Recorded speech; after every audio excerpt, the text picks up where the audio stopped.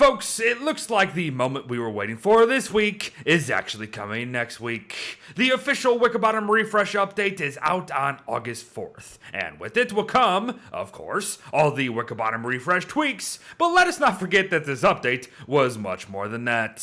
We've got half a Wartox refresh for Pete's sake, we got a little sprinkling of Walter and Winona changes, Maxwell saw some attention thrown his way well before his own updates, and at the end of the day, I suppose Wurt was also heavily impacted by the introduction of 11 new books. Now, chances are this video will indeed serve as a brief overview of all them changes. However, I'll really only be directing you to the main videos that we already have on the channel. No. This is more announcement than anything, but there is something I'd really like to dive into a wee bit before we dive into it a lot more next week.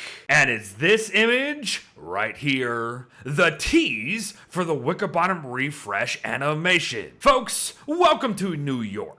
It's 1911 New York, but it is New York nonetheless. And the building we see before us is the New York State Capitol in Albany, or let's just say the New York Library. It's a real place, and is obviously still a place to this day. And lo and behold, it seems our granny librarian worked here. But like most stories in this universe, it doesn't exactly have a happy ending. For those who've been following the lore for all these years, you might have a bit of an inkling that there was indeed a reported fire in New York that involved Wickerbottom. This here comes from a much larger version of the bullet board that was in the Next of Kin Winona animation, and we can see there is a direct connection between the New York fire and Wickerbottom. But what makes this even more fascinating is that this New York fire was actually a real-life event. On March 29th, 1911, there was a blaze in the New York Library. And unfortunately, there was not only a loss of life, there was a tremendous loss of history and knowledge. Practically everything was destroyed.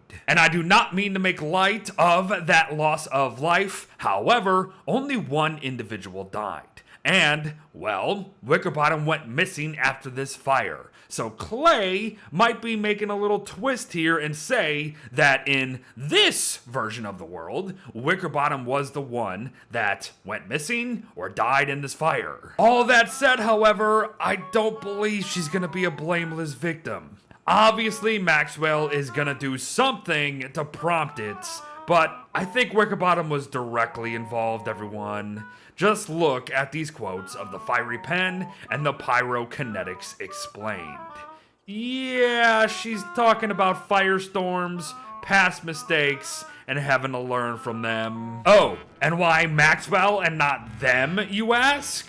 Well, because let's remember, Maxwell was the one pulling in most of our survivors back in the day, and it's theorized, and times would suggest, that Wickerbottom was one of the very earliest to ever be pulled into the continent. Not the first, but one of the earliest for sure. And to once again drive home that, Wickerbottom might have accidentally started the fire, maybe because she was way too sleepy, and, well, she got kind of lackluster in her job.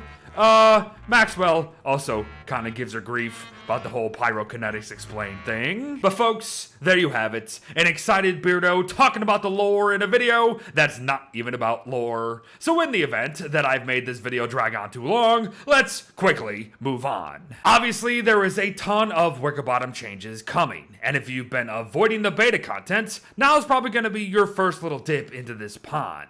All that said, though, you might be surprised to find that it's mostly just books. But what are the books that we just have to know about, Beard?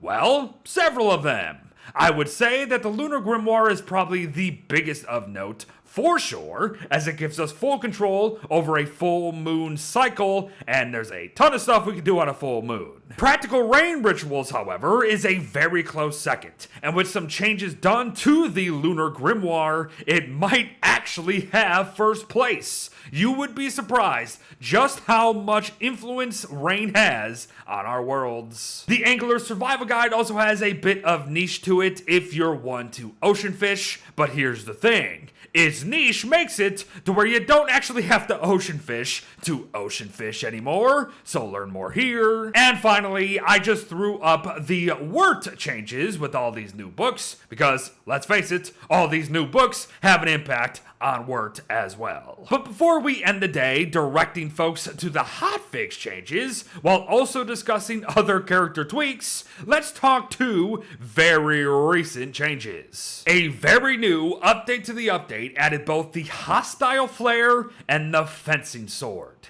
Now the latter is very self-explanatory.